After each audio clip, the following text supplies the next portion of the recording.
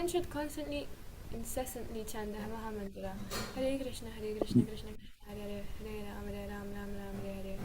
Bhagavad Gita, as it is 8.5. Hare Krishna. Hare Krishna, we have Sadhak Seva announcement text. Sadhak Seva means practical Seva opportunities to help each other in different situations like job search, business referral, house search, finding loans officers, taxes help, legal help, health-related help, matrimony-related, and many other types of help. Sadhak Seva means to not only help in motivating others for japa, but also help in other practical ways. Everyone who is a member of Japa conference must also help everyone else in a more practical sense. Presently, please share your name and number to EverydayChant Harinam Japa WhatsApp group or email through everydaychant@gmail.com. Thanks. Hare Krishna. Hare Krishna. Namah Sarvebhyo Swashwagatam. Bhaktaganam Kripya Namevam Vasanagrinam Avritam. हरे कृष्णा माता जी, हम Surendra Bhandari, Maryland, बसामी, and Hare Krishna to all the devotees. धन्यवाद प्रभु जी. हरे Krishna. Hare Krishna Mataji, and Hare Krishna to all the devotees on this call. This is Geeta from Maryland. Welcome back, Surinder ji. Hare Krishna. हरे कृष्णा. गुरु महाराज की जय, प्रभुपाद की जय. धन्यवाद माता जी. हरे कृष्णा. हरे कृष्णा गीता जी. हरे Krishna.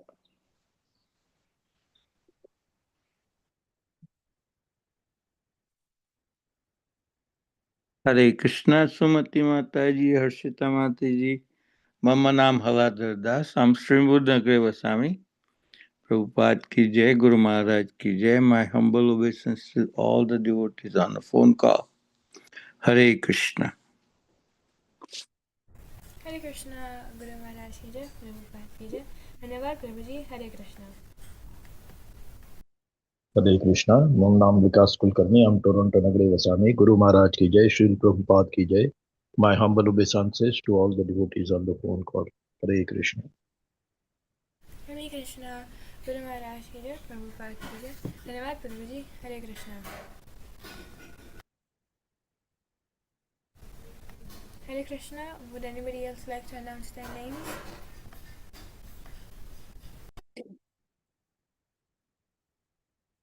Hare Krishna. Hare Krishna.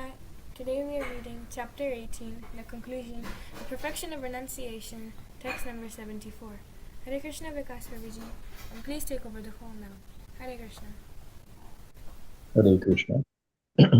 So, as is our custom, before we begin our reading of the verses, recitation of the verses and the perfects, and our discussion, I'll request Srimati Mataji and Shita Mataji is there for both of you to recite the Mangalacharan prayers, and then we can begin. Hare Krishna. Yes, Prabhuji. Om Jnanatimirandasya Jnananjanashalakaya Chaksharanmilitam Yena Tasmai Shri Gurave Namaha. Shri Chaitanya Manobhishtam Sthapitam Yena Bhutale Swayam Rupa Kadamahyam Dadati Swapadantikam Vandeham Shri Guru Shri Yuta Padakamalam Shri Guru Vaishnavamscha Shri Rupam Sagrajatam Sahagana Raghunatanvitam Tam Sajivam Sadvaitam Savadutam Parijana Sahitam Krishna Chaitanya Devam Shri Radha Krishna Pada Sahagana Lalita Shri Vishakhanvitamscha Namam Vishnupadaya Krishna Prishtaya Bhutale Srimate Bhaktivedanta Swami Nidinamine Namaste Saraswati Deve Gauravani Pracharine Nirvishesha Shunyavadi Pashyati Deshadarine Krishna Karuna Sindhu Deenabandhu Jagatpate Gopesha Gopika Kanta Radha Kanta Namostute Raptakanchana Gaurangi Radhe Vrindavaneshwari Vrishabhanusude Devi Pranamami Haripriye Vancha Kalpataruvesha Kripa Sindhubhya Vacha Paritanam Pavanebhyo Vaishnavebhyo Namo Namaha जय श्री कृष्ण चैतन्य प्रभु नित्यानंद श्री अद्वैत गदाधर श्रीवासादि गौर भक्तवृंद हरे Krishna Krishna Krishna Hare Hare Hare Ram Ram Ram Hare Hare.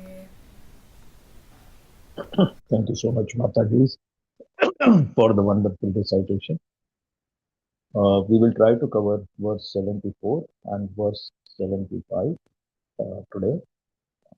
But before we begin for the recitation, I'll ask Aladar Das Prabhu to guide us as to how to recite these two verses. So, Prabhu, we will cover verse 74 and 75 for the recitation right now, and then we will go into the synonyms, translation, and perfect.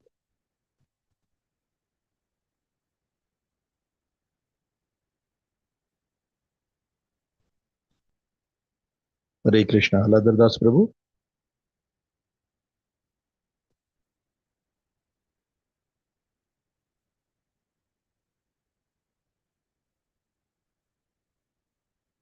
Prabhuji, you are on mute if you are speaking. Yeah, okay, got it. Thank you. So you want me to do both at once or one after one?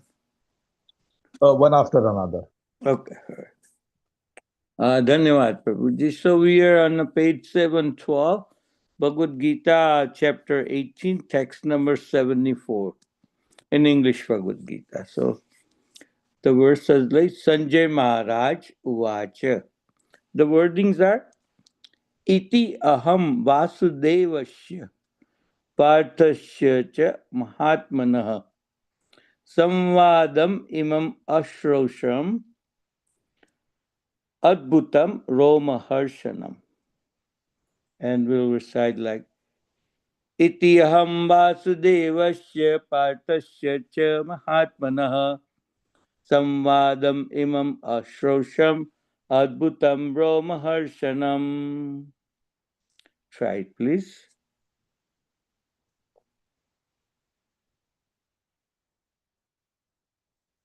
Hare Krishna, Srimati is reading. Sanjay Uvacha Ityaham Vasudevasya Parthasya cha Mahatmanah Samvadam Mimam Shravsham Adbhutam Romaharshanam. Hare Krishna. Beautiful, very nice. Har Prasad reciting. Ittam Vasudevasya Parthasya cha Mahatmanah Samvadamim Madbhutam Romaharshanam. Hare Krishna.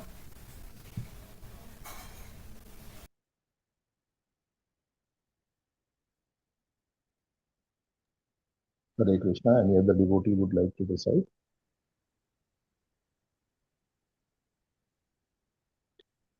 Hare Krishna. Ityaham vasudevasya parthasya cha mahatmanah samvadam imam ashrosham adbhutam romaharshanam. Hare Krishna. Go ahead. I think Mataji or Prabhuji, you wanted to recite. Please go ahead. Hare Krishna. Sanjay Uvacha Ityaham Vasudevasya Parthasya cha Mahatmanah Samvadam imam ashrausam adbhutam romaharshanam. Hare Krishna. Hare Krishna. Very nice. Beautiful. Anybody else? Okay, Prabhu, we can go to verse 75. Okay. 75.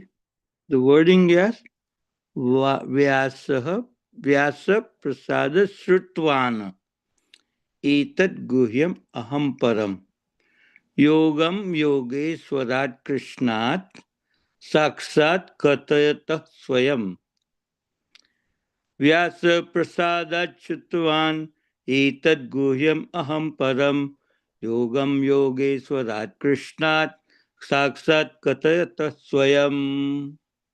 Hare Krishna. Try it, please. Krishna, Srimati is reading text 75. व्यासप्रसादात् श्रुतवान् एतद्गुह्यमहं परं योगं योगेश्वरात् कृष्णात् साक्षात् कथयत स्वयं. Hare Krishna.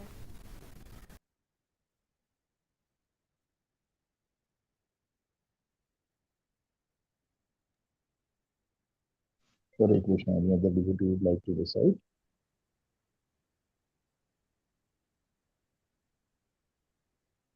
Hare Krishna.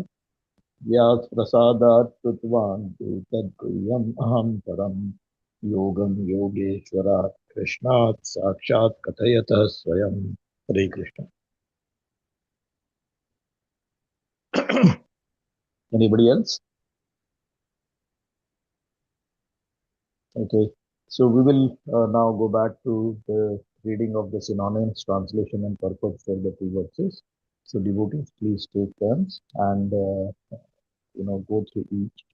Aladardas Prabhu, if you could read the synonyms and translation for verse 74. Okay, Prabhu. Dhanyavad. So the synonym will be on 7-4, Sanjay Maharaj Vacha. Sanjay Maharaj said, Iti, thus, Aham, I, Vasudevasya, of Krishna, Parthasya, and Arjun Maharaj, Cha also, Maha Atmanaha, of the great souls. Samvadam, discussion, Imam, thus, Ashrosham, have heard, Adbhutam, wonderful, Roma Harsham, making the hair stand on the end. Translation by Prabhupada. Prabhupada Maharaj ki jai. Sanjay Maharaj says, thus I have heard the conversations of two great souls, Krishna and Arjuna. And so wonderful it is that message that my hairs is stand on end. Hare Krishna. Hare Krishna. So between this verse and the next verse, in the purports, there are 4 paragraphs.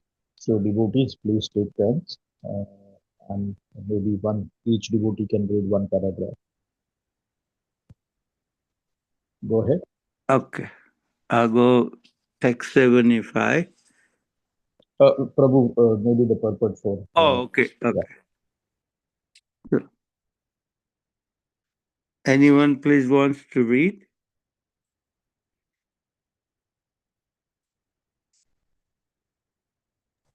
Prabhu, go ahead, read the purport, please. Okay. Perfect.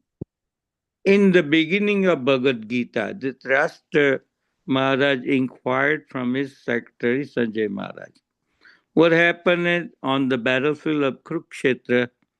The entire study was related to the heart of the Sanjaya, Sanjay Maharaj by the grace of spiritual master Srivasdev Maharaj. He thus explained the theme of the battlefield. The conversations was wonderful because such an important conversation between two great souls had never taken place before and would not take place again. Uh, Anybody else wants to read? Finish it, please. It's okay, Prabhu, please finish off this verse. Yeah. It was wonderful because the Supreme Personality of Godhead was speaking about himself and his energies to the living entities. Arjun Maharaj, a great devotee of the Lord. If we follow the footsteps of the Arjun Maharaj to understand Krishna, Bhagwan, then our life will be happy and successful. Sanjay Maharaj realized this, and as he began to understand it, he related the conversation to the Maharaj. Now it is concluded that whatever there is Krishna and Arjun Maharaj, there is a victory. Hare Krishna. Hare Krishna. Anybody who would want to read the synonyms and the translation for verse 75, and then there are 3 paragraphs in the purport. So devotees, I request you to please take chances.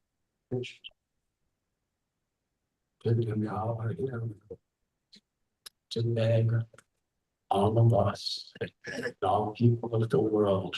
Vyasa Prasadat, by the mercy of Vyasadeva, Shrutawan, have heard, Etat, this, Guhyam, confidential, Aham, I, Param, the supreme, Yogam, mysticism, Yoga Ishwaran, from the master of all mysticism, Krishnat, from Krishna, Sakshat, directly, Kathayata, speaking, Swayam, personally. Translation by Srila Prabhupada and Srila Prabhupada Ki Jai. By the mercy of Vyasa, I have heard these most confidential talks directly from the master of all mysticism, Krishna, who is speaking personally to Arjuna. Hare Krishna.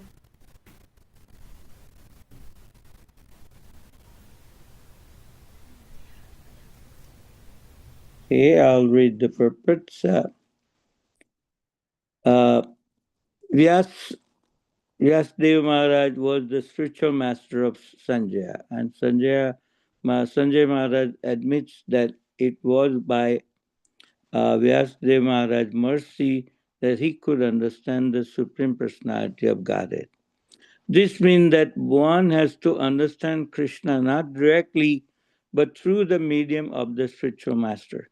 The spiritual master is the transparent medium, although it is true that experience is still direct. This is the mystery of the disciplic successions. When the spiritual master is a bona fide, then one can hear the Bhagavad Gita directly as Arjun Maharaj heard it. There are many mystics and yogis all over the world, but the Krishna is the master of all the yoga systems.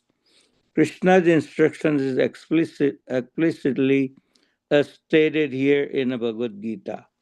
Surrender unto Krishna. One who does so is the topmost yogi. This is confirmed in the last verse of the chapter 6, sixth chapter, Yogi Nama Pisarvesham. It's at 6.47. Hare Krishna.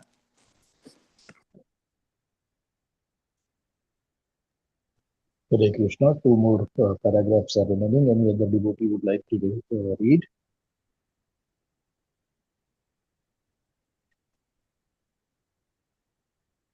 Okay, I will read the two paragraphs. Narada is the direct disciple of Krishna and the spiritual master of Vyasa.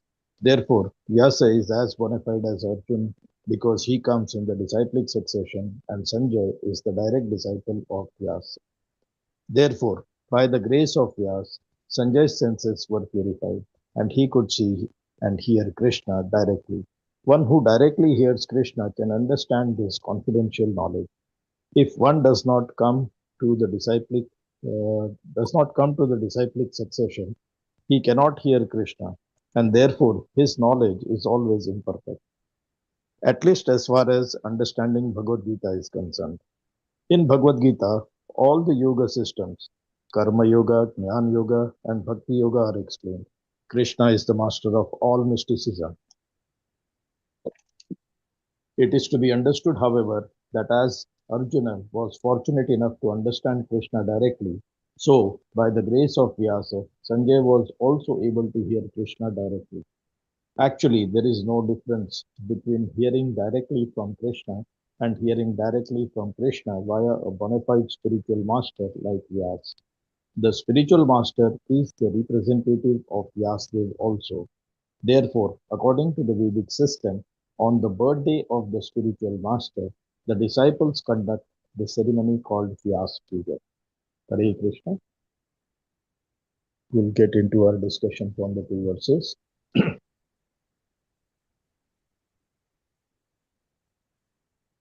Okay.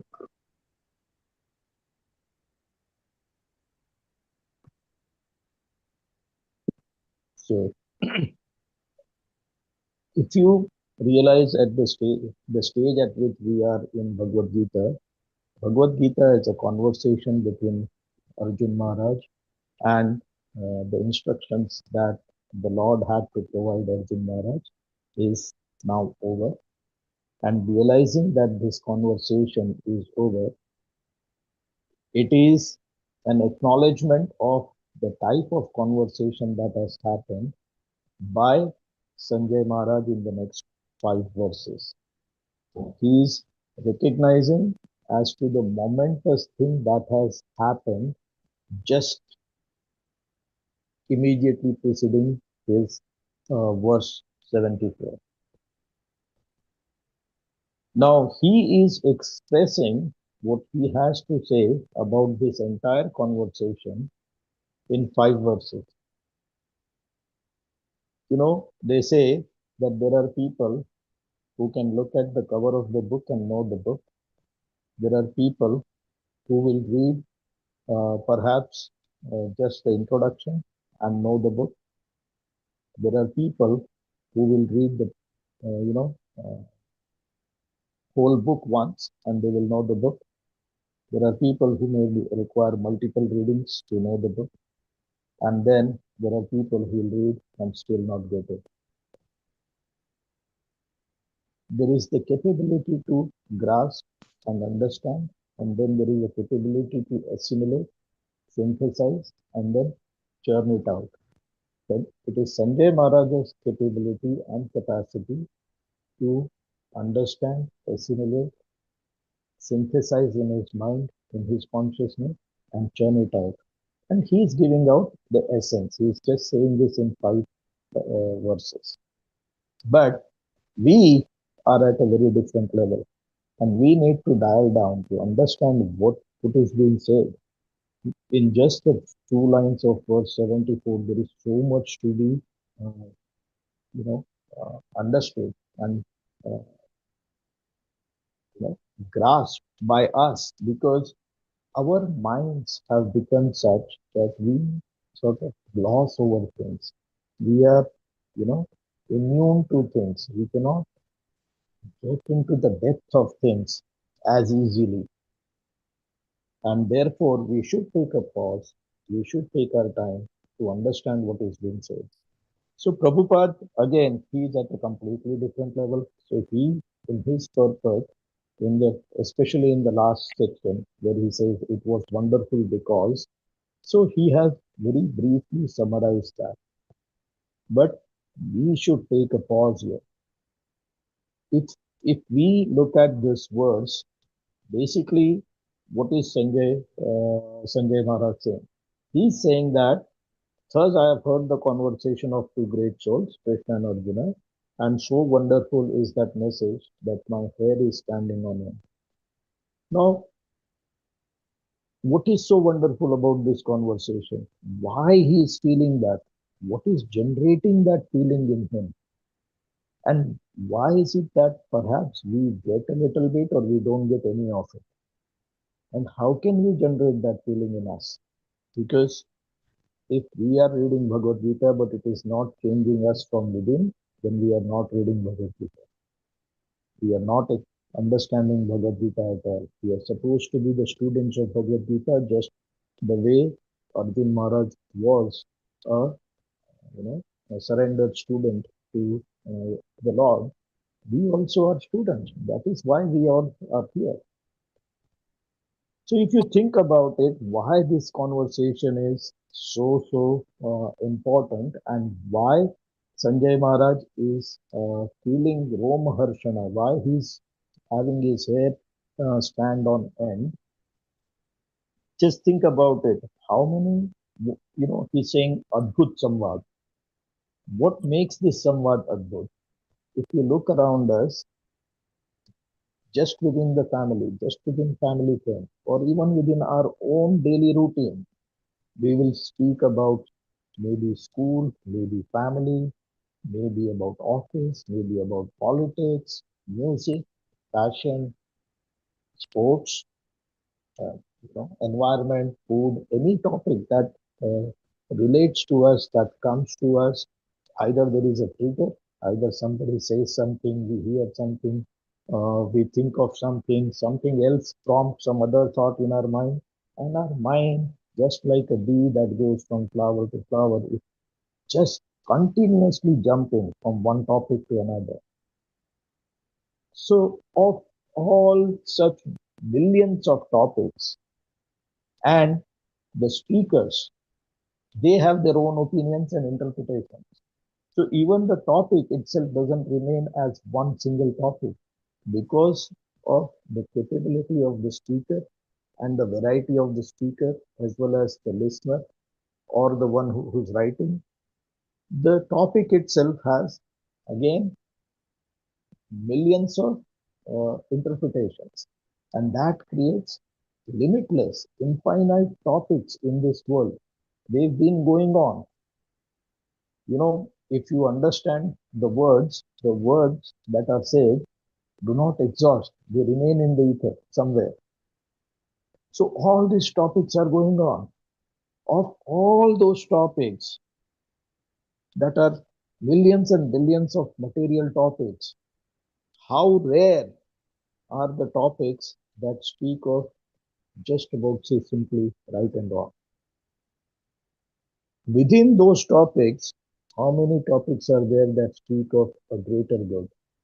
And then how many topics are there that speak of the greatest good? How many of these elevate themselves from being right or wrong at a material level to a transcendental topic? Transcendental meaning going beyond creation. So topics of and within creation are one thing, and topics outside of creation about the creator and the purpose and what is outside this material creation are transcendental topics. How rare are those topics? And then, you know, it's not just that this is a transcendental conversation. Rarer is the transcendental conversation where the speaker and receiver are further elevated. Just understand how rare this moment is, how rare this conversation is, how rare this topic is. And this is the Mahatmya of Gita, right within Gita itself from Sanjay Maharaja's mouth. So here the speaker and the receiver are extremely elevated. They are free from all defects. So Prabhupada has mentioned that, you know, every created being has 4 defects. They have imperfect senses, they are prone to illusion, they are prone to mistakes, and they are also prone to cheating. And because of this, anything that is created either physically or mentally by any of the created beings is prone to have some faults. And this here is a very rare conversation because the person who's speaking and giving this topic is free from all the defects. He is the Lord, He is the Creator, He is not tinged even a bit by the material energy.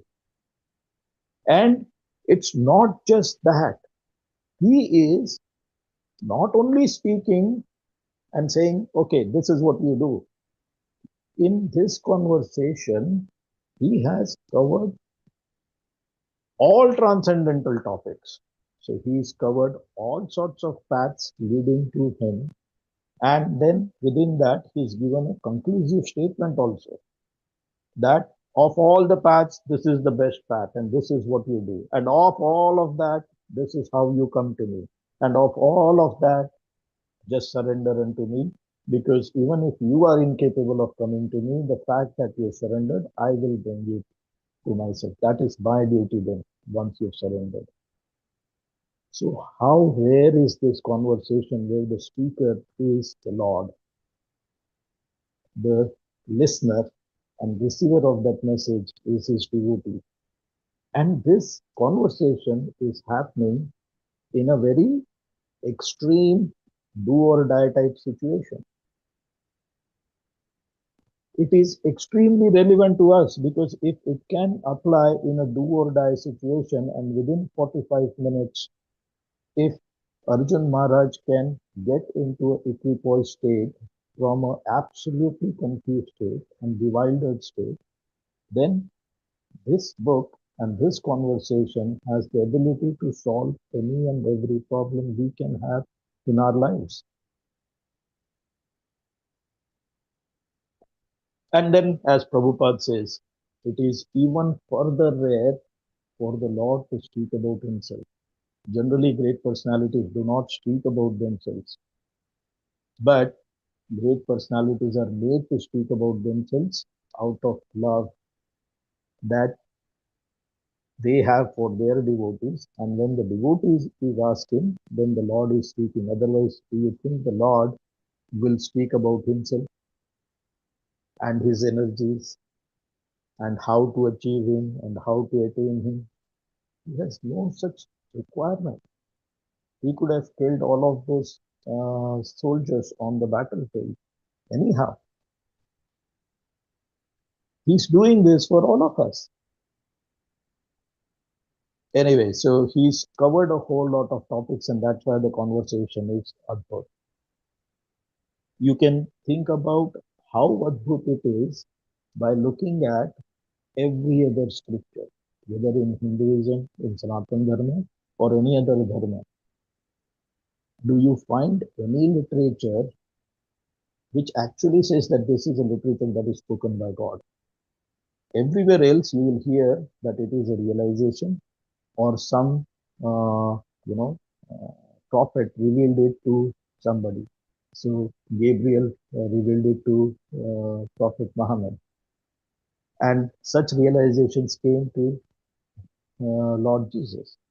But nowhere does it say that it's the word of God or the God or the Lord is speaking about himself. This here alone is the one. In Sanatana Dharma, you will find that Lord Shiva is going to say that, you know, he speaks about himself. And then Mata, Durga Mata speaks about herself. But if you truly understand, and in Brahma Samhita it is given, you can think of them as they are not lying, but that is a partial truth. In the sense that the way the Russian dolls are, there is a doll within a doll within a doll. So similarly, when you are at the most exterior, that doll can say, I exist and nothing else exists. But if you remove that layer, then inside there is a doll. And that doll also can say, I alone exist and nothing else exists other than me. But if you remove one layer further, there is another doll inside. The extreme layer is the Supreme Lord. He is the cause of all causes. And he is speaking about himself. So that is the significance of this verse.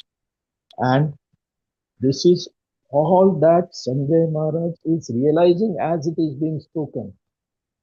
And he's assimilating, he's thinking about it, and he's recognizing the momentous thing that has just happened in the whole universe, never ever before in creation, because Krishna comes in one day of Brahma during the Dwapar Yuga of the 28th Manu, etc.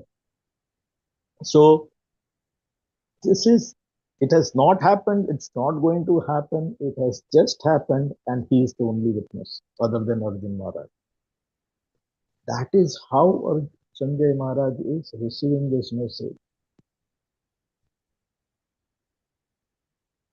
Now, see what Prabhupada has said in the introduction to Bhagavad Gita.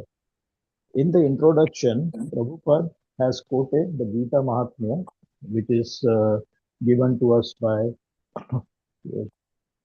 Shankaracharya. And there, of course, he's written all the 7 verses in the introduction. But if devotees have time and interest, read the 6 or 7 verses of Gita Mahatmya. And it will tell us what kind of literature it is and what is the importance of that literature. Just thinking about verse, say, 6 of Gita Mahatmya, Sarva Upanishado Gavo.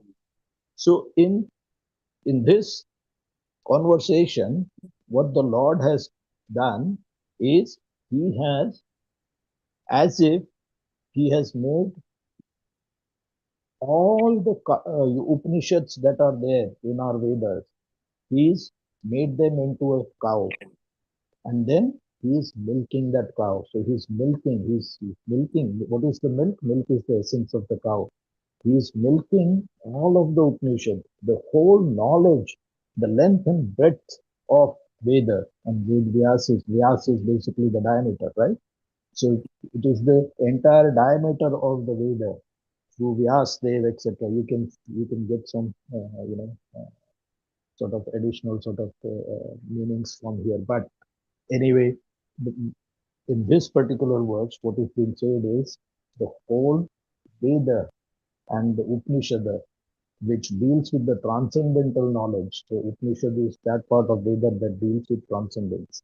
So he's churned all of that, he's milking it, and he's made, and who's the cowherd? Gopal Nandan, the Lord himself. He's made Partha as if he's the calf, because milk first has to be taken from the cow for the calf. It's not for anybody else to consume.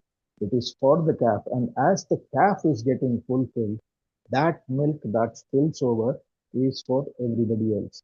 And the spillover is happening through Bhagavad Gita and through this conversation that Sanjay Maharaj is taking, and he is recognizing, he's actually living through the meaning of verse 6 of Gita Mahatmya. Gita Mahatmya's verse 7 is also equally significant. Every verse is significant, but verse 7 actually illustrates the point better. There, Shankaracharya says, Ekam Shastram Devaki Putra Gitam. There need not be any, you don't have to read thousands of books. Just read one and you're done. Eko Devo Devaki Putra Eva. Eko Mantras Tasya Namani Yani. Karmapi Ekam Tasya Devasya Seva. How simply Shankaracharya has put in the 7th verse what we need to do. Anyway, coming back to our topic as to the verse 74 and its significance. So we spoke about this conversation was adbhut, it was unique, it was once in lifetime. But now let's understand who witnessed that conversation, who heard and who partook that conversation. So obviously the first one was Arjun Maharaj. And what has Arjun Maharaj said? Karishye Vachanam. One single simple sort of sentence. He says, I understand. I have understood everything. I asked whatever questions I have to ask. I'm going to do what you told me. So that was Arjun Maharaj. This is how he received the message and he is going to apply it. We'll come to how Sanjay Maharaj has received and he's, describing it or how he's receiving it fully. But do you know who else was listening to this conversation? It was Dhritarashtra. He was listening. He started the conversation. The very first verse of Bhagavad Gita is from Dhritarashtra. All through, he's witnessed every single thing that has happened. He has gone through every single question that Arjun Maharaj had raised, and he's seen the answer from the Lord. To the point where it comes to this stage, where Bhagavad Gita is over between Krishna and Arjuna. What was his reaction? Could he have, at this time, realizing that this is the Lord, what does the Lord want? Could he have taken alternate step? Could he have stopped? Why? What was it in him that did not make him take that message? What was in him that stopped him from acting? What was in him that said, I'll not do Karishya Vachanam? We have to think what makes Arjun Maharaj act in one way, what makes Sanjay act in one way, and what makes Dhritarashtra act in one way. Because we have to see how much of Sanjay Arjun is in us how much of Sanjay is in us, or how much of Dhritarashtra remains in our hearts. If we do not do this, if we do not perform this introspection, then, reading of Bhagavad Gita, trying to analyze it, listening to the conversations, having this kind of discussions is not going to be fruitful. We have to make that internal change. If we don't make that change in us, if we do not ask this question for us, that change is not going to happen, and we have to make that change within us. So anyway, Dhritarashtra, they say that he was blind, not only physically, but also spiritually. But there are multiple types of blindness, right? You can say that I am blind to some fact. It doesn't mean that I have to not have sight, either spiritual or physical. You can be blind to something by ignoring it. You can be blind by, first you may not be aware, so you're blind to it. And then when you become aware, you become blind to it by ignoring it. So we have heard Bhagavad Gita. We've received the message. We've understood every question and every answer. Are we going to remain blind to it? So that's a question that each one of us should contemplate a little bit after this call is over, because that's the essence, I believe, of this particular verse.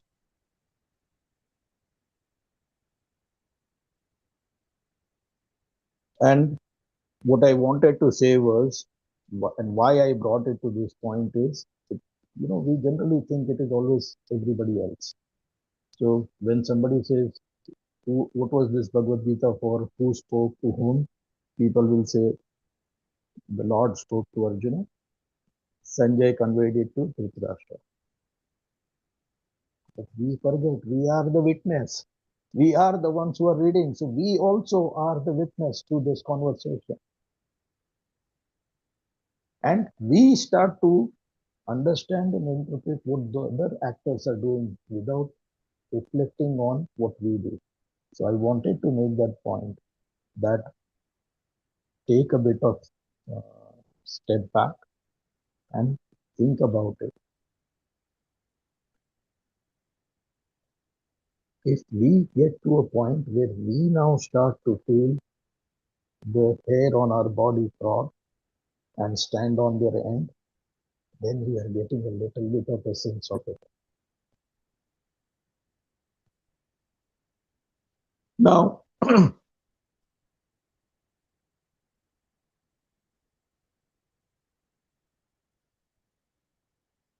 there is another significance to the word samvad, and I am going to slightly make a diversion here. If you recall, in chapter 10, verse 32, the Lord, when he is explaining his opulences and how he exists in this universe, in what different shapes and forms can we perceive him, he says a very interesting thing. He says, Sarganam Adir Antascha Madhyam Chaiva Aham Arjuna Adhyatma Vidya Vidyanam, and now this part, Vadaha Pravadatam Aham. So he says that of conversation, I am the type of conversation which is Vad. And then Prabhupada says Vad is basically something that is conclusive.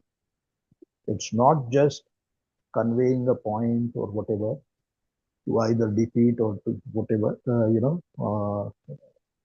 so there is Vitandavad, there is Jalpa, Pragalpa and all that. But here is Vad, where it is a conclusive statement. And Samvad is when it is happening between two people. So this is the significance of Samvad. The Vad itself, the fact that it is a conclusive statement is the Lord. The Lord has already said that in chapter 10. That is the significance of the two small words that Sanjay Maharaj is using.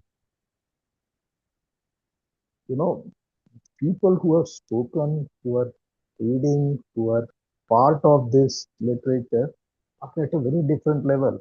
And we have to tease out every single thing. So the word Vad itself is the Lord. And this Samvad is what uh, Sanjay Maharaj is referring to.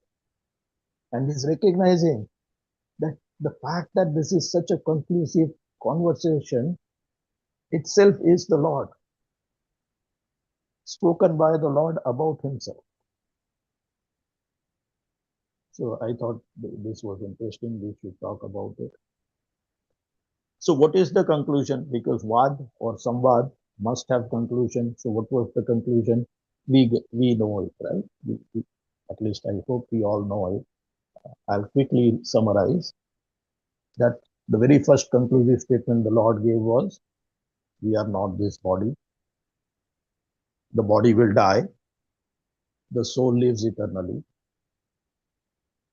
How to separate the soul from the body because it is entangled is through karma, jnana and dhyana. The separation or the detachment can happen from matter through karma, jnana and dhyana.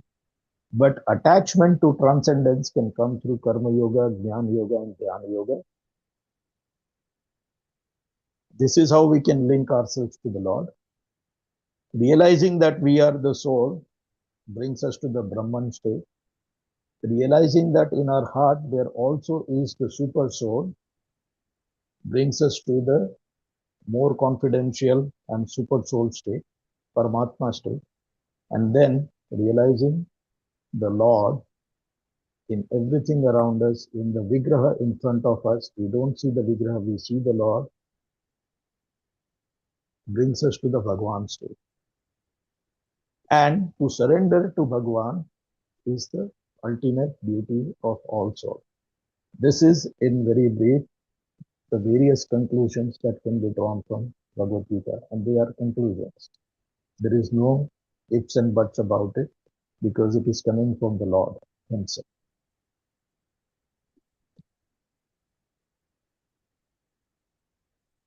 So if all these conclusions are there, how serious should we be? Because the very first conclusive statement I said was that the Lord gave was that we are not this body and the body is going to die.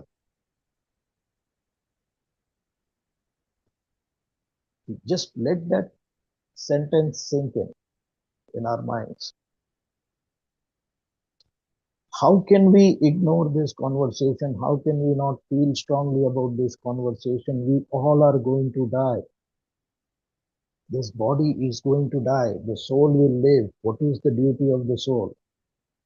This is why, and this is the difference between us reading Bhagavad Gita and feeling the urgency behind acceptance of the message of Bhagavad Gita. So I thought that was another sort of point to be made here, that we must realize how urgent this message is, how important this message is for us to imbibe, because we all have a reducing runway in front of us. So we may have a huge runway when we were born, but that runway with every passing day is reducing. And we have to take the flight within the time that is remaining in front of us. It is that urgent. So this samvad should not just be taken as any samvad. See the urgency behind this samvad also.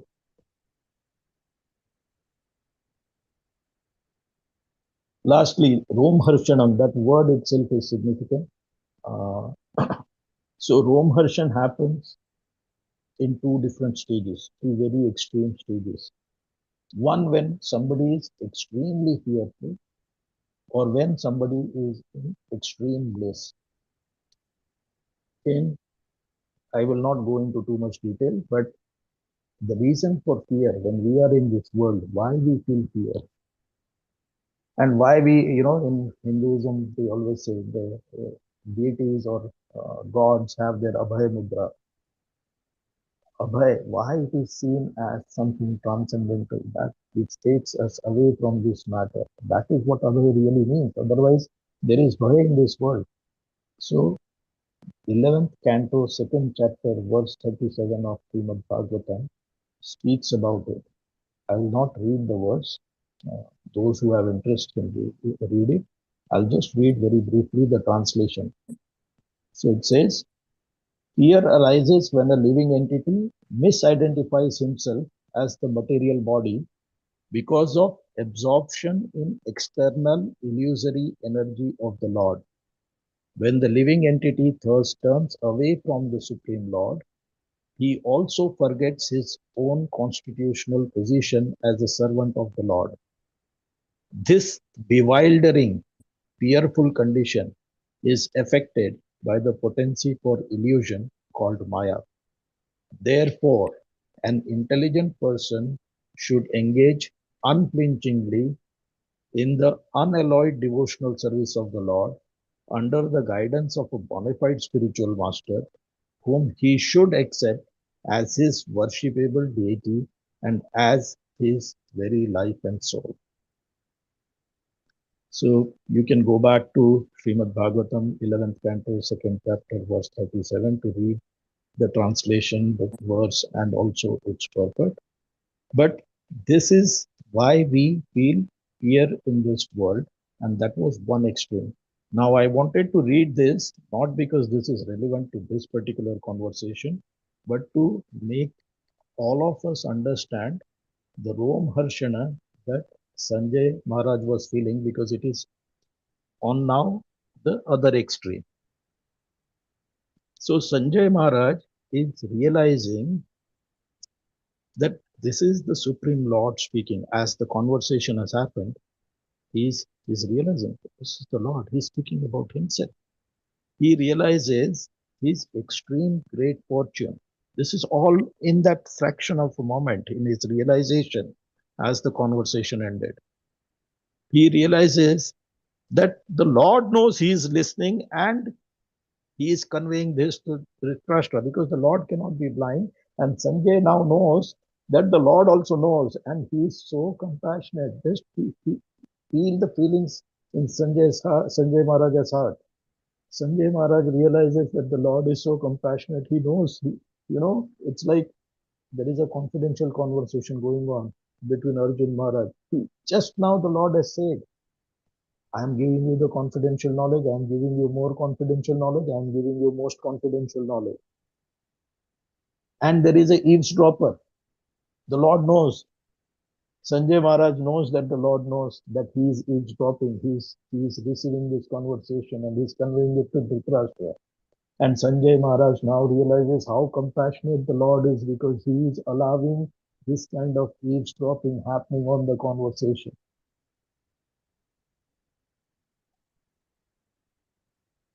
He then realizes that the Lord has been so merciful to allow him to play a part in such a momentous occasion in the entire history of the world. Sanjay Maharaj has that unique position. Sanjay Maharaj has become immortalized just because he was that witness. And he realizes that all of this is only possible because of the mercy of his spiritual master, Vyasdev. And all these realizations are causing that Om Harshan in his body. And that was the significance of just those two sentences that Sanjay Maharaj spoke in verse 74. We have to see where we are in these extremes. So I gave two extremes. On one side is Dhritarashtra, on another side is Sanjay Maharaj. Where do we feel? What kind of feelings we get when we think of Bhagavad Gita? At this stage, at 1874, when we've gone through entire Bhagavad Gita, are we more towards the end where Dhritarashtra is, where you hear some, you take some, you ignore some, or you are at the other end where you actually feel all of the feelings that I just described that are happening in Sanjay's heart. And we don't have to be ashamed. We all are fallen souls. That's why we are in this material world. But we have to contemplate. And this is the difference. In the next verse, Prabhupada has given in the purport extremely simple explanation of the whole verse. So I am not going to go too much into verse 75 because what is the point? Prabhupada has spoken about everything that could be spoken in the verse, in his purport itself in those 3 paragraphs. Sanjay has acknowledged the mercy that he received from his spiritual master. Prabhupada has said that the conversation has to be received directly from the Lord or through his, uh, you know, through the parampara system, through disciplic succession. And the proof is in the pudding. Sanjay received it through Vyasdev and therefore it hit its heart. It went into his heart and it stayed in his heart and it is bringing those sattvic bhav out of his heart. Dhritarashtra did not have such an umbrella, such a benefit. And perhaps because of that reason, Dhritarashtra did not get the same benefit. And this is where I want to start on the conversations on 74 and 75. Very briefly, in summarization, you know, all our trials and tribulations arise when we turn ourselves away from Krishna. So that was what 11 to 37 was. And all our trials and tribulations in this world vanish when we surrender to Krishna.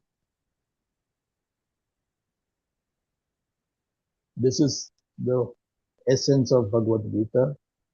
In first 6 chapters, we were told what is our nature, that we are not the body, that we do not get afflicted by the bodily things. In the last 6 chapters, we are told why we are in this world and how we could come out of this world. And in the in-between 6 chapters, we are told how to serve the Lord. So that's really where I wanted to, take a pause and see if people have questions, comments, or they have their own realizations around these 2 verses. Hare Krishna.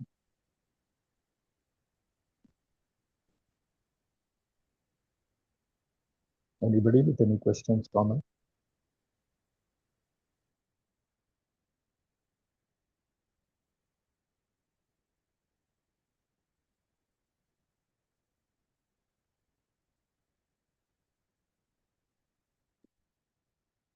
Hare Krishna. So if there are no questions or comments, Srimati Mataji, perhaps we can close the call here. Hare Krishna, Prabhu, Hare Krishna. Hare Krishna, Prabhuji. Yeah. There are, Hare Krishna, Prabhuji. I just wanted to thank you for this wonderful class. Hare Krishna. Thank you, Mataji. Sorry, Prabhuji, you were saying something? yeah, there are people that try to read, and try to make understand of the conclusion they try to find themselves in the Bhagavad Gita. But because of the level of intelligence, they may not get a sense of the center part of it, what's the real message of the Lord and this conversation between the great souls. So what the person should do it.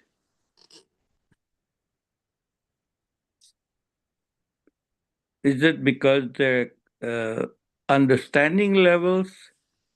Is that because of their karmas, the stopping them? What is the reason said that what that person should do it?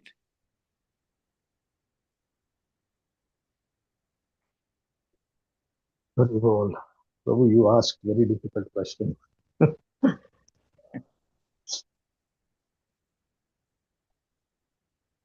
So the way I'll say this is to be those who are in coming up to the point of bhakti, those who are, not everybody has to understand everything through intelligence. Not we all are not wired the same way. We all have different thinking. And this is not even a secular thing that I am saying. It's not about capabilities or abilities people have. If you see past what a person has in his life, but look at the whole journey of that person, then those who are in bhakti are people who have actually, in some sense, discounted. I'm not saying given up, not saying discarded, but they have discounted the importance of, you know, you will see athletes, they will work hard, extremely hard to win a medal, to do whatever. There are people who are wanting to climb Mount Everest. And that's what they do. They put their whole life towards it. There are people who will want to have extreme dexterity in their mind for grasping things. They will develop their intelligence, their logic, etc. But that is one way to do things. Those souls who have affinity, who have inclination towards bhakti, have in their past lives actually discounted that. So I think in the last class I gave the example that if you repeatedly go through a buffet, then you know without having to eat 100 items on the buffet, which item you like. After fifth, sixth, seventh, 10th, whatever visit, you exactly know what you will eat off that buffet because that's exactly what you like or that is what is best for you. So the soul has actually come to a position where it has recognized that Vasudeva Sarvam Ititra Mahatma Sudurlabha. We have come to a position where we've actually sort of discarded and discounted these things. But yes, the fact that we are here in this birth, even within the Bhakti tradition, which is the best of the paths. So there are multiple paths. This is one of the best paths and the easiest paths to get. But even within being in Bhakti tradition doesn't mean that we are completely pure. We are impure at this time. So you don't have to think, oh, I don't have the intelligence, therefore I am suffering. You just need to stay on the path of bhakti and follow what are the dictates of bhakti. If we really have, like the true bhakti is in the heart, it's a moment and we can be liberated. But because we are not there, we are not that elevated, because we have also not only the realization that bhakti is the best, we also have baggage from the past lives of likes and dislikes and wants and desires. We continue to flicker, we continue to fluctuate between matter and spirit, matter and spirit. What we need to do is, as sadhaka, follow our sadhana. And the more we do, every time, say you have you have an option. I can go and play, I can do something else to relax myself, to enjoy myself, versus if it is conflicting with your sadhana bhakti, whether it is deity worship, whether it is chanting, whatever it is. Every time you make a choice towards bhakti versus against bhakti, you are boldening, you are strengthening your bhakti. And that itself is enough Prabhu. So my answer, long-winded answer to your question is, it doesn't have to be, we do not have to become extremely intelligent. In fact, that is sort of not important. they say, why they say, Narad Muni himself said, to him, the extreme bhakti, he of course had the most, you know, uh, cultivable soil to get this bhav in him. But to him, everything came from service of the devotee and eating the remnants of the food left by the devotees. And that he recognized was how he elevated himself within one birth to the extremes of bhakti. So my answer here is, Prabhu, sometimes we may think we have the capability, we do not have the capability. I do not have the intelligence, I do not have the determination. So how can I succeed? All of those things do not matter. Narad Muni's example tells us that that doesn't matter. We just need to continue in our bhakti. And as the Lord has said, our duty is to surrender. It is His duty thereafter to take us with Him. So that's my answer for you. You just need to continue on sadhana bhakti every time. At least once a day, we should deliberately make a choice towards bhakti and against things that distract us from bhakti. If we are able to do this, that memory and muscle power and the willpower automatically will keep propelling us to the best of bhakti that can come. Hare Krishna. I hope Thank that was satisfactory for you. Very nice. Good explanation. Good. Very nice. Dhanyavad, Prabhu. Hare Krishna. Hare Krishna. Anybody else with any questions, comments, or realizations? I am also a sadhaka, so I am happy to receive if others have any comments where I can benefit from it. Please feel free to say so.